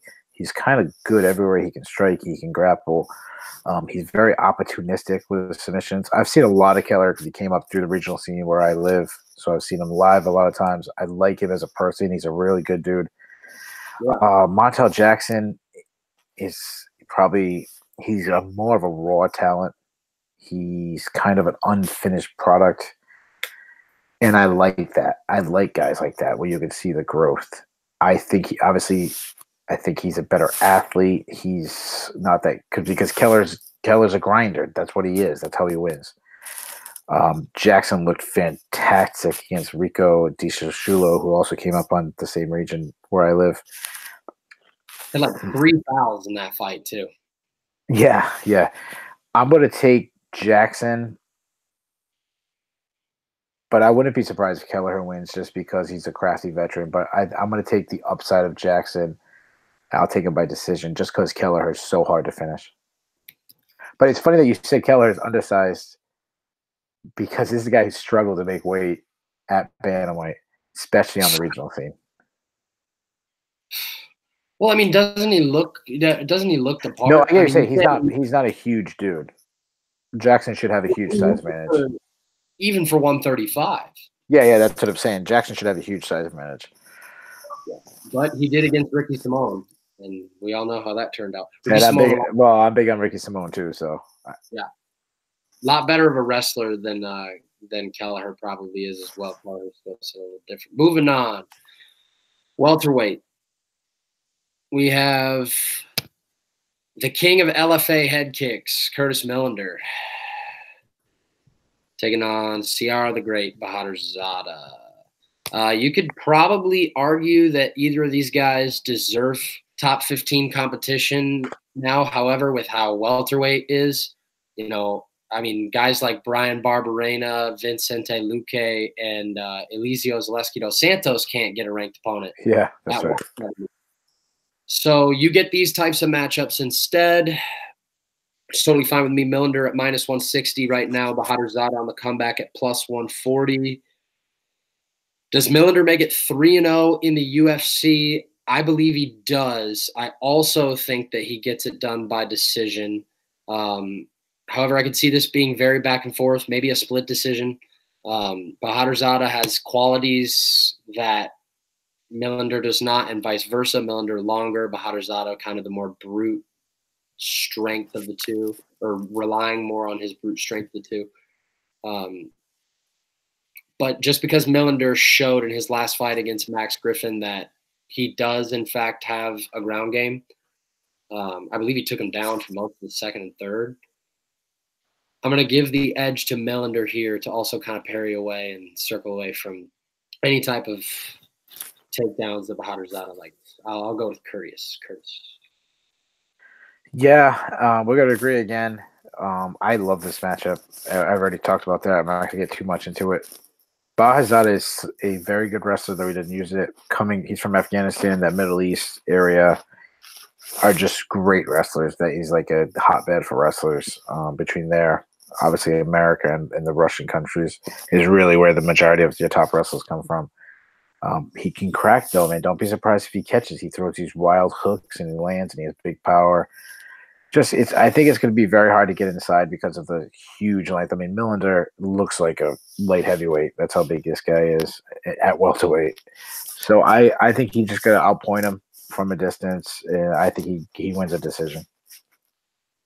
Yep. And then to Uriah Hall and Bevon Lewis, this fight ever since the line opened has been hovering right around even. It's either been like right at even or Uriah Hall as the slightest of all underdogs. And right now it's at even money.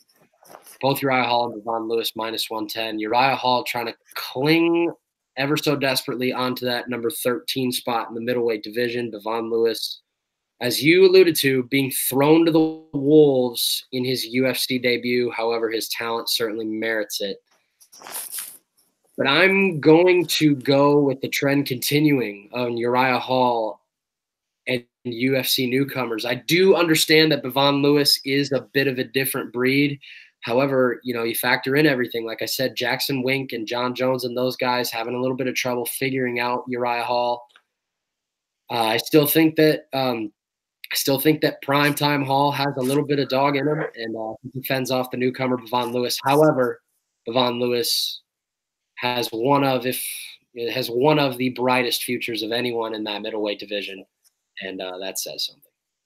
I'm going to go with Hall, second round TKO. Yeah, I mean, I just think if this fight was 2 years from now, I would feel very confident in picking Lewis. Yeah, with 3 or 4 UFC fights on his belt, no UFC fights going from Alton Cunningham, I believe was his last fight, to Uriah Hall. And I like Cunningham, but this is a huge step up in competition. That said, Hall is so hard to predict his fights. I mean, he's so inconsistent. You never know what you get with him. He could be the head kicks and beats Gegard Mousasi, or he's a guy who loses a boring decision to John Howard. I mean, round by round, the Jocko fight was like, round one. That's right. Yes. Round 2, he looked like a killer. I mean, you never know. Yeah. Yeah, I mean, that's what he does. I mean, he's so – you can never count Uriah Hall out, but on the flip side, you can never count him in. So, you know what? Fuck it. I'm gonna take Bevon Lewis. I think he's gonna sneak out a decision. I think he might just get that clinch position, beat up Hall in the clinch area. And when I say clinch, I don't necessarily mean all the way in. I mean like that, basically from the phone booth in. Yeah. I just, yeah, I'll take Lewis. All right, and then the bantamweight featured bout on the UFC Fight Pass, former Cage Warriors champion against the former CES champion, Nathaniel Wood and Andre Ewell, both looking to go to 2-0 in the UFC, damn near identical records. Wood 14-3, Ewell 14-4. Both also coming off of victories against Brazilians in their debuts. Wood getting the finish to Johnny Eduardo, Andre Ewell out pointing to the split decision variety of the former champion Renan Barão. You know, it's ironic because this is another fight, just like Hall and Lewis. By the way, did you have a method and round for Lewis? Von Lewis? I'll take him by decision. For sure. I'll cop out and just take him by decision. Sounds good. Oh, you know, that's good. I'll take him by knockout. I'll take him by knockout. Third round knockout. Round 3. So, ironically, just like Hall and Lewis, as I was saying, I'm very high on Lewis and think that he has one of the brightest futures in the middleweight division. While I do agree with your testament that Nathaniel Wood does get hit a little bit too much, I think he has one of the brightest futures in the bantamweight division, but I'm not picking him either. I'm going to go with Andre Ewell here. Yeah, his wrestling definitely needs a little bit of work. However, he does have that length that helps him out with submissions, particularly that Darce choke. I could see him cinching one up late here. I could also see this fight going back and forth. Really, really intrigued to see how this plays out. But I think Ewell gets a late sub in round 3. Yeah, how funny is it to go from Renan Barão to Nathaniel Wood? That's right. That shows you how much what an all-time great like Renan Barão has fallen. Right. It's almost, it seemed like there should be a step down, but it's probably even a harder fight to pick. Excuse me. Hey, I'll disagree with you again. I'm just gonna take Wood. It's probably my anti-hometown bias, though. Ewell came. I always get accused of picking against the New England guys, right? Which the opposite of being a homer, I guess, what that would be. I just think I think Wood has a power advantage, and I'm going to take him by second round knockout, but I'm not confident in this pick at all. Like I said, I'm not high on either guy. Both guys gets hit too much for me. So, all right, and then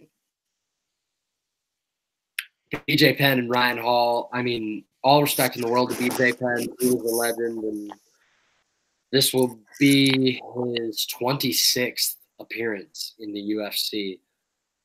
It's crazy how things have come to where they are now, to where he's taking on a Ryan Hall who will be making his 3rd appearance in the UFC.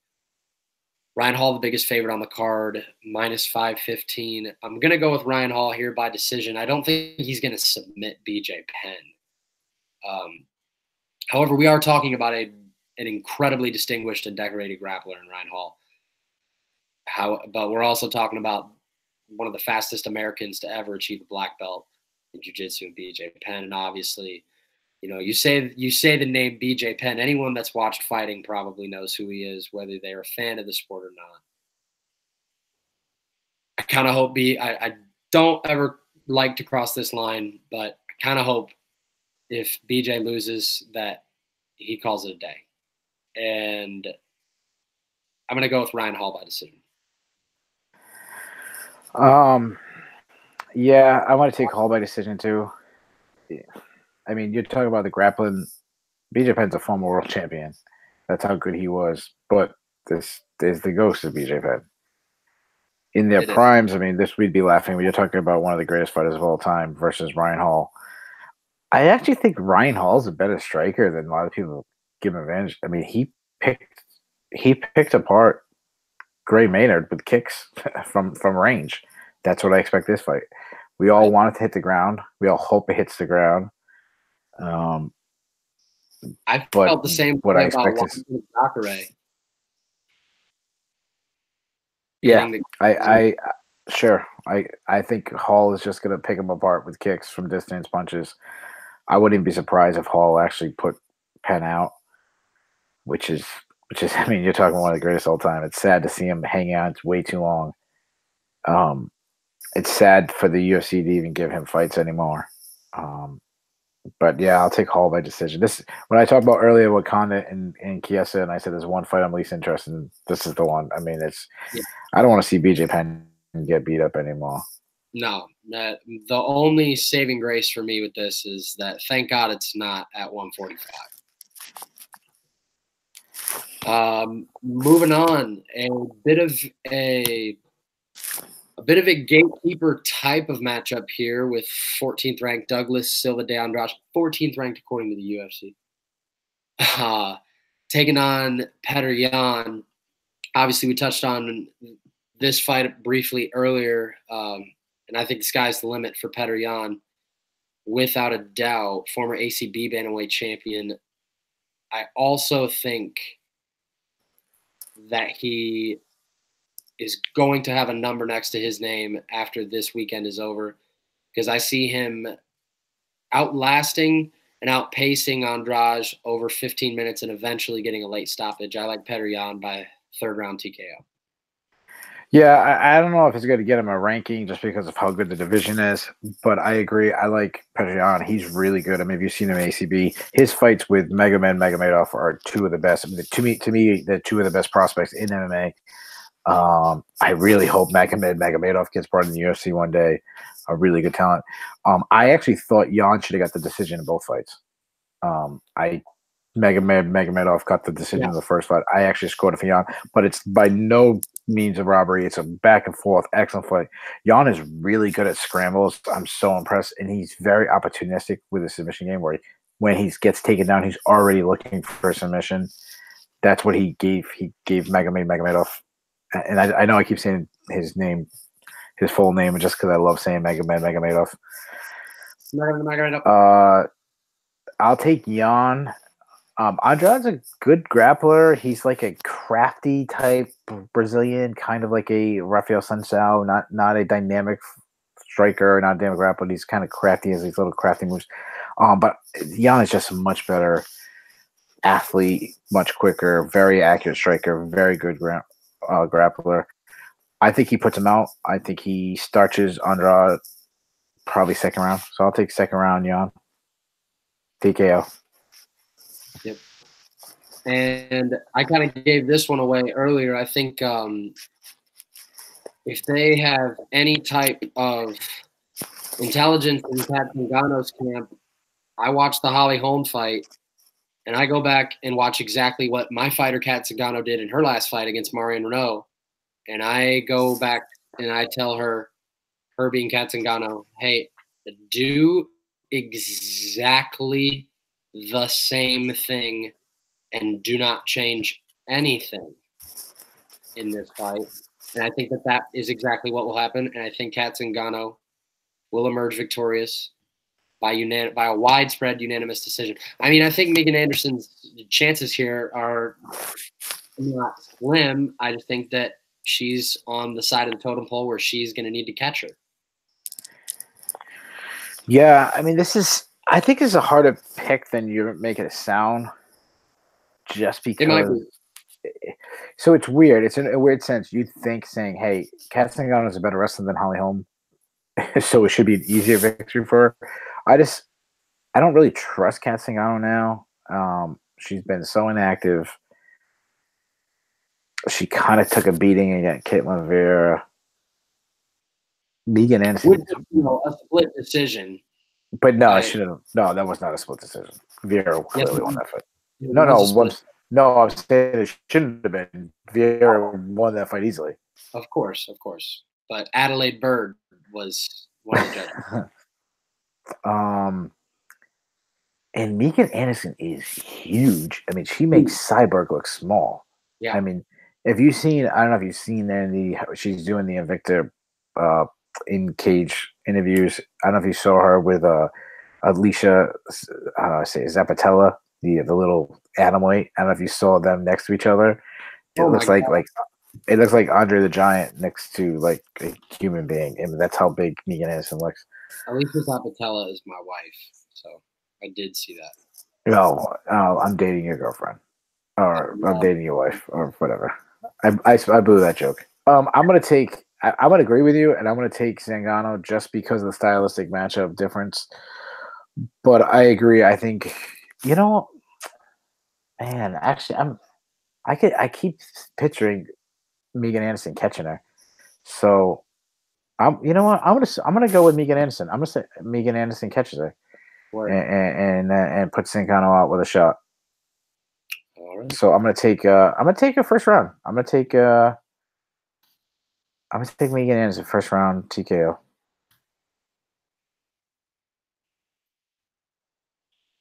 And a fight that I feel like no one is saying a word about. I don't even think we've brought it up.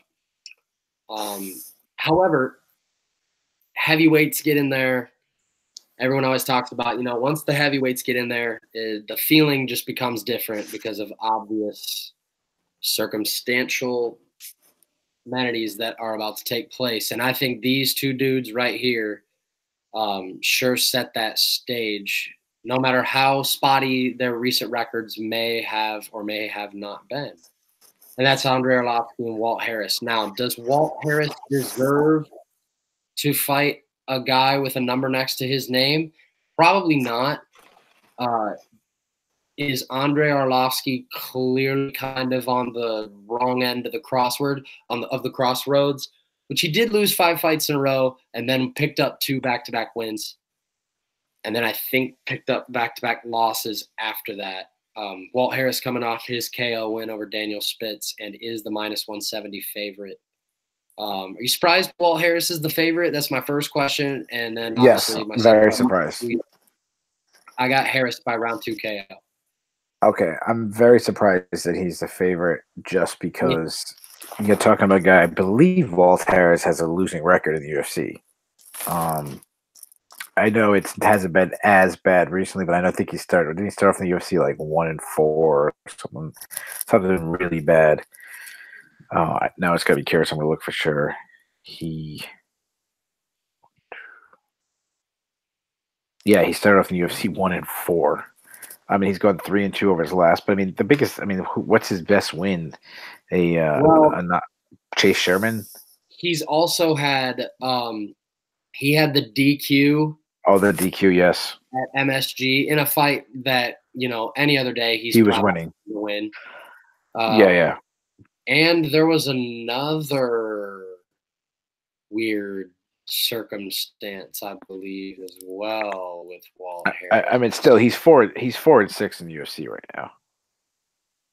Oh yeah, he had to fight Fabricio Verdum 9 hours notice. So I mean, no, yeah, wasn't it like 2 hours or something like that? Like right before the card or something started or something. 4 hours. I thought it was like at like 3 o'clock they told him. And yeah, I don't know. Either way, yeah. He could have had 9 weeks. He could have had 9 weeks notice. That wouldn't have mattered. I mean, that's I understand it. That's 2 losses on that string. That's To me, this really comes out to Arlovski. What do you think of Arlovski at this point of his career? Do you trust his chin? Because if Harris catches him, he'll probably put him out. Yeah. But Arlovski has been wrestling a lot now. He should have a wrestling advantage on Harris, and he's a guy. He's been winning fights due to his craft, just being a crafty veteran. I mean, you saw what he did against Stefan Struve. Can he do that to Walt Harris? I think he can. That said, I don't trust Andrei Arlovski's chin anymore. And for the hell of it, I think Walt Harris catches him too. So I'm going to take Walt Harris. I'm going to take him first round. I think he knocks out former champion Arlovski in the first round. And I think this might be it. I think this might be the last of Arlovski. I think he might retire after this fight. Yeah. I also have Walt Harris. I got him in round 2. Worth noting as well, before concluding the podcast with the main card picks, that Walt Harris's 4 wins in the UFC have all come by KO or TKO stoppage. So Mendez and Volkanovski. Oof. I was I went back and forth on this one quite a bit. I really feel that these two are like monkey see, monkey do in this matchup. I mean, they're very similarly sized. They're very similarly equipped, with maybe the exception of Chad Mendes having the higher up in the wrestling.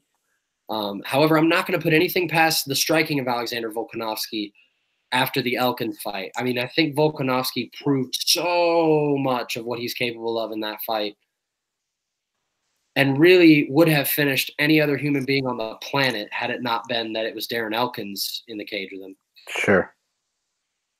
But I'm going to go with Mendes to hold serve here. Wow. I really was tempted to take Volkanovski, but, you know, there's a recent trend right now of fighters that are maybe lower in the rankings or getting their shot against guys in the top 10 and not coming up big. At least I think that's what I've kind of noticed lately, especially towards like the last few months, is the experience and the more battle-tested fighter has been coming out on top more often than not in these situations lately. So I'm going to go with Mendes. Round 2, TKO. Okay. I'm also going to take Chad Mendes. You already pointed out. I think Volkanovski has never faced anybody who's a better wrestler than him. I think he might struggle with that. Mendes obviously has a huge power advantage. I mean, he can crack guys. He's got those. I think he's accurate. Mendes is very good at closing the distance, whether with a shot or with his strikes. He's very. It's what Fedor is always good at. He doesn't get enough credit. How Fedor can close a distance really quick with a power shot. That's what Mendes does very well. I can see that happen. Don't be surprised if Mendes comes out in the wrestling. Everyone expects Volkanovski trying to get the takedowns. What if it's Mendes? I mean, he is the better wrestler. And I know he's been kind of falling in love with his hands a little bit. The only advantage I see Volkanovski having is a cardio advantage. And even that, sometimes you got to question because he hasn't gone 5 rounds. Mendes has, with the Aldo fight in a war. I know a lot of people will point to when he gassed out against Conor McGregor. Well, he took the fight on like 10 days' notice. They said basically he didn't even have a training camp. All he had was start cutting weight right now against Conor McGregor. So I'll take Mendes. I'm going to take him by decision. I don't think he puts out Volkanovski. That said, I think the winner of this fight is really, especially Volkanovski. If Volkanovski can find a way to win, this might be the toughest test for Max Holloway as the winner of this fight. I agree 100%. I think that just with how delicate they probably are going to be taking all things Max Holloway going forward, and excuse me, and how infrequent, if I were Dana White, that I would want Holloway to be making that cut down to 145. Habitually, if I do have an interest as a promoter in him moving up to 155, if I was choosing, I would have the winner of this fight in any other scenario other than Mendes and Aldo both winning, because we don't need to see that fight for a third time if it's not for a belt. I think the winner of this fight and the winner of Moicano and Aldo makes a lot of sense for the next title shot. Sure. Just because, I think the same about the next fight with Latifi and Anderson. Maybe the winner of this getting either Anthony Smith or the winner of Santos and Blachowicz. It's I think there are a lot of juicy matchups to be made. Ironically enough, too, Mendes and Volkanovski ranked 5th and 10th, respectively, at featherweight, and Latifi and Anderson ranked number 5 and number 10, respectively, at light heavyweight. So there's your fun facts for the day. Okay. However, yeah, you say you're going with Mendes? I am also going with Mendes. All right. And then I've been intrigued to see who you're going out with this one, because you did a great job earlier of analyzing this matchup without giving away your pick. And I was really swaying towards Anderson hard at first. And at the end of the day, I'm going Ilir Latifi. Okay. I think Ilir Latifi presents a problem to Corey Anderson that not a lot of 205ers present to him, and that is Ilir Latifi is, I mean, he is impossible to take down. He has 100% takedown defense in the UFC. He's never been taken down. And especially with that low base that he has and like the short, stocky build that he carries, I have a hard time believing that Corey Anderson will be able to best Latifi over 3 rounds without, having his way with taking him down, which is what I foresee. And especially if, Latifi's at a 100% clip stopping the takedown so far. I mean, I don't have a reason to believe that that's going to stop with Anderson. I got Latifi by 3-round decision. Yeah, I mean, I think that's a little deceiving of a stat, though. I mean, you look over his career, which wrestlers he's faced. Ryan Bader's the only wrestler he's faced, and Ryan Bader flattened him. So, what? I mean, Musasi's not a wrestler, but I mean, Corey Anderson's a much better wrestler than Gegard Mousasi is. Right. That said, I think this is one of the easiest. This might be the easiest fight to pick on the card. Or I shouldn't say easy, the one I'm most confident in my pick. I am taking Ilir Latifi by 1st-round knockout. I don't trust Corey Anderson's chin. I know he's done ways to protect it. I know he's talked about it. He has almost acknowledged in a weird sense, which is that he gets cracked and he gets hit. But even in fights where he's doing well, he finds a way to get hit. I mean, the St. Preux fight where he gets knocked out by St. Preux. I think Latifi just. I mean, he's. I mean, you saw what he did to St. Preux. He hurt him. He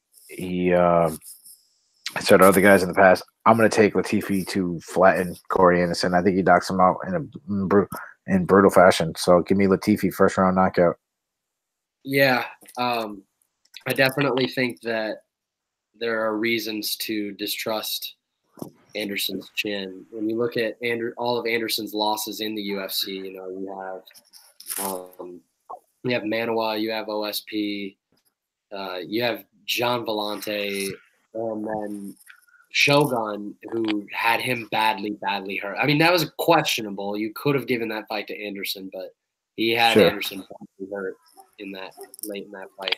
I agree with you, though. I think the writing's kind of on the wall with this one, and Latifi is an easier pick than people might realize, but I wouldn't be surprised if Anderson won. So Condit and Chiesa, I think, I've been watching Carlos Condit throwback fights literally all day long, watched both the Campman fights, watched the Dan Hardy fight, watched all his WEC title defenses, especially like I can never remember the guy's name. Remember his last fight in the WEC against the Asian guy that was made of rubber? Like Condit literally had like 19 submission attempts, and they all looked deep. And this guy kept here. His name was it was his last fight before coming over to the UFC. No, I don't know. Hiromitsu Miura. Who? Hiromitsu Miura. I swear, Carlos Condit. Why don't I remember that fight? I don't remember that fight at all. I swear Carlos Condit was logged for 25 submission attempts in that fight. I mean, okay. I'm like watching it the whole time, like, dude, how he finally got the guy to succumb to strikes 4 minutes and 43 seconds in round 4. I'm just watching it the whole time with my mouth open. It was a different Carlos Condit, though, back then. The Natural Born Killer nickname really did peg exactly who he was. However, now he's lost 4 in a row. And earlier I said these guys both lost 2 in a row, but Condit's dropped his last 4. He's plus 145 as an underdog. If you see Chiesa anything better than minus 170 to those listening, I would advise you to take it. I think the writing's on the wall with this one. I got Chiesa by 1st round. So. Wow. So, man, I hate doing this. Everyone I know loves Carlos Condit. I don't know anybody who doesn't love Carlos Condit. I don't know how you couldn't. Man, I am not high on either guy, so that's like, would I be confident in taking Kessa? Carlos Khan has always been, even in his prime, he's been a weak wrestler. He's just been so good off his back defending. But he struggled against Neil Magny. He made Neil Magny look like the second coming of John Jones. Right. So, I don't want to do it, but I think Chiesa is going to take him down, out grapple him, land some ground and pound, and I think he might give up his back eventually at one point, and I think Chiesa might get a submission. I agree that going up could benefit Chiesa's career. I mean, he was a very big lightweight. I know they say he cut crazy amount of weight. I think he's got a little bit more left in the tank than Condit. So I'm going to take him. I'll take him late. I'll take a third round submission for Chiesa. I got a first round sub, so we both got him by sub. Not only a lot of weight, though, last thing I'll say about Chiesa, not only a lot of weight, though, that he had to cut, but, dude, he made that drop to 155 so inhumanely frequently, if that phrase is even allowed by the English dictionary. Remember when he was on The Ultimate Fighter and he won The Ultimate Fighter? Well, his dad died, while he was on the show. He had to cut to 155 4 times in a month and a half. I mean, that was a live one too, wasn't it? Yep. Yeah, the one time they thought if they put it live, it would make a difference. Terrible idea. Now we move on to the co-main. As we have stated previously, this is the most, no debate, the most important and the biggest women's MMA fight of all time. Cris Cyborg defends her UFC featherweight title against bantamweight title holder Amanda Nunes. Cyborg is about -230. That's about the most conservative you can get her at right now. Nunes at +195. Cyborg 5-0 in the UFC since coming over last year, or I believe late 2016. Nunes 9-1 with her lone defeat coming to Kat Zingano. All right, man. What do we think? I'm taking Cyborg. That's not a surprise. I think when I view them, I view Cyborg as just a better version of Amanda Nunes. Amanda Nunes hits very hard. I think Cyborg hits harder. Amanda Nunes, very accurate strikes. I think Cyborg is even more accurate. In a weird sense, I think Amanda Nunes has quick hands. I think Cyborg has even quicker hands. Amanda is a good grappler. I think Cyborg's even better grappler. So I'm very interested to see how Amanda's going to look moving up in weight class. That's interesting. How will their power transfer? How will their gas tank hold up? I mean, Amanda has had questionable issues with her gas tank. I mean, her first fight with Shevchenko, she really gassed out. Cyborg really hasn't.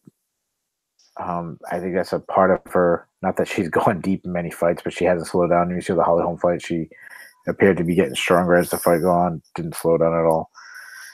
And Amanda Nunes has had to hold back sometimes in the fight. She's had to fight at a slower pace, while Cyborg hasn't. They're both counter strikers. They both pressure counter strikers, meaning they like to get in range, forcing the person to strike. So that's going to be interesting. Don't be surprised if we get a lot of moments of inactivity because of that. They both like to be the counter striker, but neither one likes to lead the dance. So that should be interesting. I also think Cyborg will have a big advantage if they get in the clinch. Cyborg is brutal in the clinch. I mean, you saw what she did to Kunitskaya in there. I'll take Cyborg.